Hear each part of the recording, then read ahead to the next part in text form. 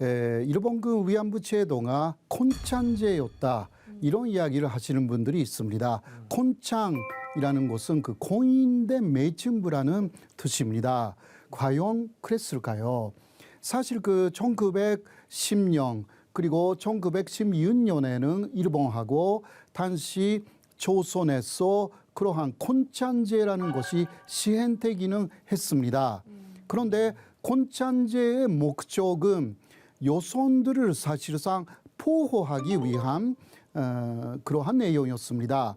그렇지 않으면 콘찬제를 시행하여서 여성들이 그 업자들하고 정확한 전시 계약을 맺고 그렇게 하여서 매춘부로서의 영업을 하는 것입니다. 그러나 그러한 콘찬제라는 것이 없으면 실제로 여성들이 노예가 되는 그러한 일들이 굉장히 많았던 거죠. 그러니까 사실상 여성들을 보호하여서 그리고 또 여성의 영업이라는 것을 인정해주는 그러한 법적 제도가 필요하다. 그렇게 하여서 일본에서 만들어진 그 콘찬제가 식민지가 되었으니까 일제강점기에 조선에도 거의 비슷하게 들어온 것입니다. 그리고 또 하나는 그 사창을 반지하기 위한 것도 있었습니다.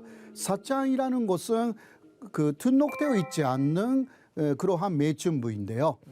네, 그것을 반지하면 성병 문제가 심각하게 되기 때문에 경찰서에 등록해야 되는 거죠. 그러한 제도를 일본에서 만들었습니다. 조선에서도 시행됐고요. 물론 45년에 사실상 사라집니다. 그렇죠. 현재 한국에도 일본에도 콘찬제 자체가 없습니다. 그렇죠.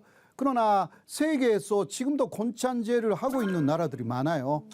예를 들면 대만, 거기는 나라라고 하기는 좀 그렇지만 대만, 호주도 그렇고요. 독일도 지금도 콘찬제가 있습니다. 그러니까 다 공무원들입니다.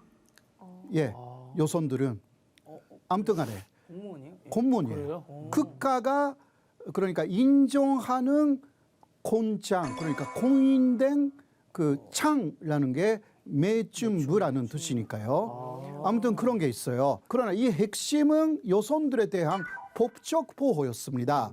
그러니까 계약서에 여러 가지 조항이 있어가지고 그것을 업자들이 위반할 수는 없어요. 예, 그렇게 돼 있어요. 그러니까 그 위반한 업자들하고는 재판 싸움도 꽤 있었던 것입니다. 아무튼 간에 일본군 위안부 제도가 콘찬제라고 주장하는 사람들이 요새 뭐 일본에서 그 논리가 나와가지고 한국에서도 그것을 말하는 분들이 좀 나왔는데요. 그러나 가장 중요한 부분은 콘찬제라는 것은 국가가 만든 법이 있어요. 그러나 위안부 제도에 대해서는 그러한 법이 전혀 없었습니다. 기본적으로 비밀 제도였고 그 처음부터 끝까지 여성들은 그러한 위안부라고 단시 말을 해도요.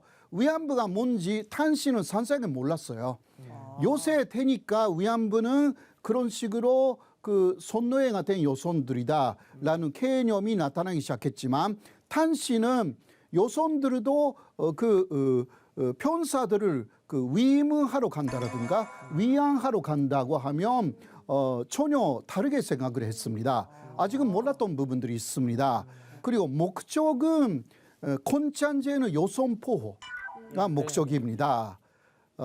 그러나 위안부 제도의 목적은 군인들을 어떻게 위로하느냐 거기에 중심이 있었고 여성들은 희생해도 되는 대상이었습니다.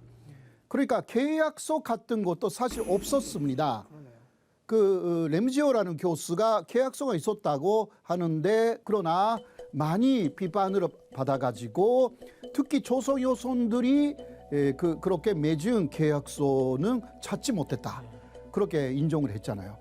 그러니까 콘찬제이면 계약서를 정확하게 만들어야 돼. 그거 없었다는 거예요.